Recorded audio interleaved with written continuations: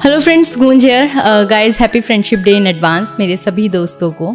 और आज मैं कोई पोएम लेके नहीं आई हूँ, एक प्यारी सी स्टोरी लाई हूँ एंड आई होप आपको अच्छी लगेगी। तो शुरू करती हूँ।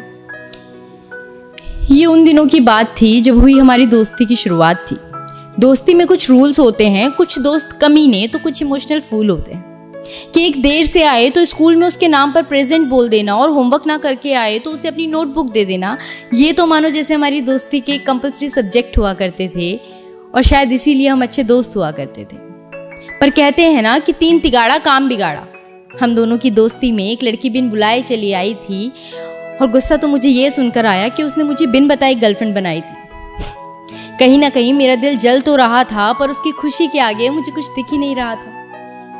पर कहते हैं ना कि वक्त बदलने में वक्त नहीं लगता।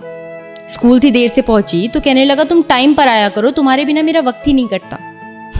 मैंने कहा क्यों, तुमने तो अब गर्लफ्रेंड बनाई है तो तुम्हें क्यों मेरी याद आई है। कहने लगा तू ये सब बातें छोड़, तू ये बता तू हिंदी की गाइड लाई है। मैंने कहा अच्छा, तो तुझे इसलिए मेरी याद आई है।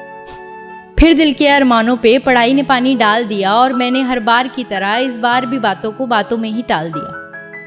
फिर आया कहानी में ट्विस्ट, जब मैंने उसे बताया कि हम हो रहे हैं किसी दूसरी सिटी में शिफ्ट। मेरी इस बात ने उसे पागल सा कर डाला था और उसने बिना सोचे समझे मुझे प्रपोज कर डाला था। धत तेरे की। मैं समझ ही नहीं पा रही थी कि उसे इस सवाल का क्या जवाब दूं, क्यों ना इन बातों को भी बातों बातों में ही टाल दूं। और मैंने वही किया। ओह, मैं तो मैथ्स की कॉपी घर भूल आई हूँ, चल तुझे कल मिलती हूँ, आज वैसे ही देर से आई हूँ। ऐसा कह के मैं वहां से निकल तो गई थी, पर इस सवाल का क्या जवाब दूं, इस बात से मैं डर सी गई थी। कहीं प्यार की वजह से हमारी दोस्ती टूट तो नहीं जाएगी और इस पाक से रिश्ते की खूबसूरती कहीं खो तो नहीं जाएगी। मैं ये सब कुछ सोच ही रही थी कि इतने में अचानक से पीछे से एक कागज का जहाज आकर मेरे सर पर लगा।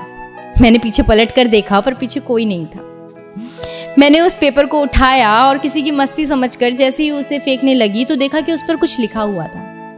तो मैंने उसे खोल कर देखा और जैसे ही मैंने उसे पढ़ा, मानो मेरे अंदर की उथल पुथल सब शांत सी हो गई और मुझे समझ ही नहीं आ रहा था कि वो सब पढ़ के मुझे खुश होना चाहिए या मुझे कुछ और रिएक्ट करना चाहिए। क्योंकि उस कागज पर लिखा था, अप्रैल फूल बनाया, बड़ा मजा आया।